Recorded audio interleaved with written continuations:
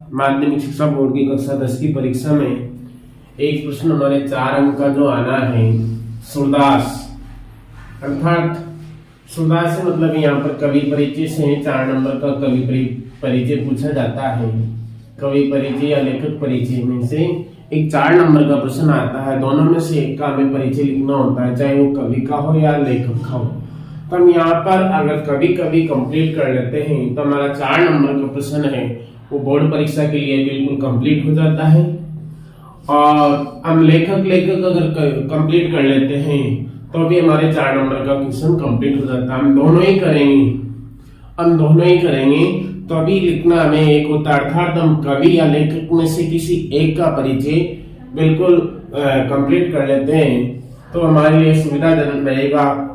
ये परीक्षा की रणनीति की दृष्टि से बहुत महत्वपूर्ण है, क्योंकि हम हमारे 7-8 ऐसे कवि हैं और 7-8 ही हमारे लेखक हैं। अगर इनको हम करते हैं तो हमें डबल क्या है पढ़ना पड़ेगा। ऐसी रणनीति से हम याद करें इनको, ताकि कभी याद कर ले और हमारा 4 नंबर का प्रश्न भी कंप्लीट हो जाए। हम डबल ना पढ़ के क्या पढ़े, केवल कवि परिचय ही कंप्लीट कर लें तो हमें लेखक परिचय पढ़ने की आवश्यकता नहीं होगी और 4 नंबर का हमारा प्रश्न तैयार हो जाएगा। तो देखिए हम कवि परिचय याद करते हैं, हमें किस प्रकार से कवि परिचय लिखना है। देखो, एक तो हमें विषय वस्तु को क्या है थोड़ा सही ढंग से अगर हम उसको व्यक्त कर देते हैं क्वेश्चन में तो उसके लिए हमारे नंबर अच्छे मिल जाते हैं। एक लाइन में एक बात को क्लियर करते हुए चलेंगे, जिससे हमारी जो उत्तर पुस्तिका वो भी अच्छी दिखेगी, शानदार दिखेगी और हमें नंबर भी अच्छे मिलेंगे और जवाब भी हम अच्छे ढंग से दे पाएंगे। देखिए, सबसे पहले हमें लिखना है एक लाइन में एक चीज को क्लियर करना है। सूरदास का जन्म 1478 में माना जाता है। ये पहली लाइन में हमें लिखना है कि सूरदास का जन्म क्या है 1478 ईस्वी में माना जाता है। सूरदास का जन्म कब हुआ था? 1478 ईस्वी में हुआ था। एक मान्यता के अनुसार सूरदास का जन्म रुणकता या रेणुका क्षेत्र में हुआ। एक मान्यता है सूरदास के जन्म को लेकर, वो तो क्या है कि उनका जन्म रुणकता या रेणुका क्षेत्र में हुआ। जबकि दूसरी मान्यता है कि सूरदास का जन्म स्थान दिल्ली के पास सिही गांव माना जाता। तो यहाँ पर सूरदास के जन्म को लेकर 2 मान्यता है। पहली मान्यता जो है रुणकता या रेणुका क्षेत्र, और दूसरी मान्यता है कि उनका जन्म स्थान दिल्ली के पास सिही गांव माना जाता। तो दोनों मान्यता में अलग अलग पंक्तिबद्ध लिखना है कि एक मान्यता के अनुसार सूरदास का जन्म रुणकता या रेणुका क्षेत्र में हुआ, जबकि दूसरी मान्यता के अनुसार उनका जन्म स्थान दिल्ली के पास सिही गांव माना जाता है। अब यहाँ पर चौथी बात आती है सूरदास के परिचय को लेकर कि उनके गुरु के संदर्भ में। तो गुरु का नाम है महाप्रभु वल्लभाचार्य। सूरदास के गुरु का नाम क्या है? महाप्रभु वल्लभाचार्य। ये हमारे 4 पंक्ति यहाँ पर कंप्लीट हो गई हैं। देखो, हमने पहले जन्म लिखा पहली पंक्ति में, दूसरी पंक्ति में हमने लिखा सूरदास का जन्म रुणकता या रेणुका क्षेत्र में हुआ, और दूसरी मान्यता के अनुसार उनका जन्म स्थान दिल्ली के पास सिही गांव माना जाता। चौथी लाइन में हमने लिखा कि महाप्रभु वल्लभाचार्य जो उनके गुरु हुआ करते थे। इस प्रकार से हम इस सूरदास या अन्य कवियों के परिचय को सेट कर सकते हैं। हम सारी चीजें एक ही लाइन में लिख देते हैं तो एग्जामिनर को क्या है घिसा पिटा हुआ मैटर लगता है और वहां पर हमारे नंबर कट जाते हैं, हमारे लॉस हो जाता है। इस प्रकार से हमें हर चीज को एक लाइन में क्लियर करते हुए कवि का परिचय स्पष्ट करना है या लिखना है। देखिए आगे, सूरदास अष्टछाप के कवियों में सर्वाधिक प्रसिद्ध थे। अष्टछाप कवि मंडली थी जिसकी स्थापना महाप्रभु वल्लभाचार्य के पुत्र थे विठल दास। क्या नाम था?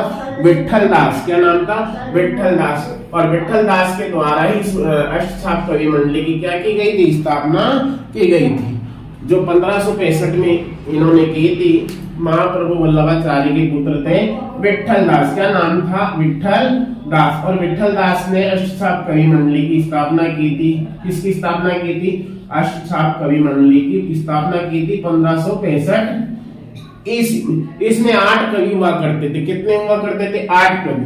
और उन 8 कवियों में सूरदास सर्वाधिक प्रसिद्ध हुआ करते थे, जो किसके शिष्य थे?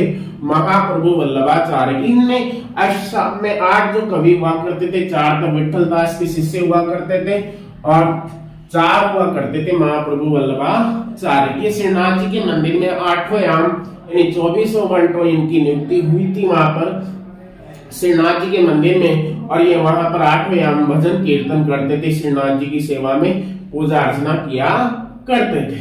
तो उसमें सर्वाधिक प्रसिद्धि अगर किसी की थी तो वो किसकी थी? सूरदास की थी। वे मथुरा और वृंदावन के बीच गंगघाट पर रहते थे। कौन? सूरदास जी मथुरा और वृंदावन के बीच क्या है? गंगघाट स्थान पर रहते थे, और यहीं पर श्रीनाथ जी के मंदिर में क्या करते थे? भजन कीर्तन किया करते थे। मथुरा और वृंदावन के बीच गंगघाट पर रहते थे और श्रीनाथ जी के मंदिर में भजन कीर्तन किया करते थे। सन 1583 में पारसोली में उनका निधन हो गया। कब? 1583 ईस्वी में पारसोली में सूरदास जी का क्या हो जाता है? निधन हो जाता। उनकी प्रमुख रचनाएं या कहते ग्रंथ या कृतियां, तो यहाँ पर उनकी 3 प्रमुख रचनाएं आती हैं। सूर सागर, साहित्य लहरी, सूर सरावली। सूर सागर, साहित्य लहरी और सूर सरावली, इनमें से सर्वाधिक अगर प्रसिद्ध कोई रचना है महाकवि सूरदास की तो वो है सूर सागर। कौन सी?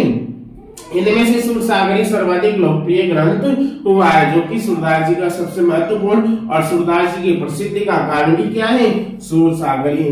सूर वात्सल्य और श्रृंगार के श्रेष्ठ कवि माने जाते। सूरदास वात्सल्य रस और श्रृंगार रस के सर्वश्रेष्ठ कवि माने जाते। सूर की काव्य रचना की प्रमुख भाषा है ब्रज भाषा, अर्थात सूर ने जो काव्य रचना की है सूरदास ने कौन सी भाषा में की है?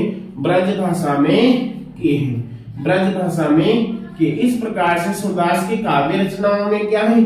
जो पशुपालन वाला जो समाज है, पशुपालन वाला जो समाज है, पशुपालन वाला जो समाज है, उसका दैनिक अंतरंग चित्र सूर के काव्य में प्राप्त होता है। अर्थात सूरदास ने ग्रामीण क्षेत्र में जो पशुपालन वाला समाज है उसको अपने काव्य में उन पशुपालन वाले समाज को अपने काव्य में उखेरा है, अर्थात उनका चित्रण किया। इस प्रकार से सूरदास का परिचय है जो बहुत ही संक्षिप्त में हमने पढ़ा है, और यहाँ पर इसको हम लिखकर 4 अंक आराम से आसानी से प्राप्त कर सकते हैं। एक एक बात को हम एक एक लाइन में अगर क्लियर करते हुए चलेंगे तो हमें नंबर भी अच्छे मिलेंगे और याद करने में भी सुविधा होगी और हमारी कॉपी भी साफ सुथरी रहेगी। देखिए आप, तो 1478 ईस्वी में जन्म, और पहली मान्यता रेणुका क्षेत्र में जन्म, और दूसरी मान्यता दिल्ली के पास ये गांव माना जाता है। गुरु महाप्रभु वल्लभाचार्य हो जाएंगे। और सूरदास अष्टसाखी कवियों में सर्वाधिक प्रसिद्ध है। मथुरा और वृंदावन के बीच गंगघाट पर रहते थे और श्रीनाथ जी के मंदिर में क्या करते थे? भजन कीर्तन किया। 1583 में उनका निधन हो जाता है पारसोली में। प्रमुख रचनाएं सूर सागर, साहित्य लहरी, सूर सरावली, और सूर सागर सर्वाधिक प्रसिद्ध ग्रंथ है। वात्सल्य और श्रृंगार रस के श्रेष्ठ कवि माने जाते हैं और उनके काव्य की प्रमुख भाषा है ब्रज भाषा। इस प्रकार से हम याद कर सकते हैं।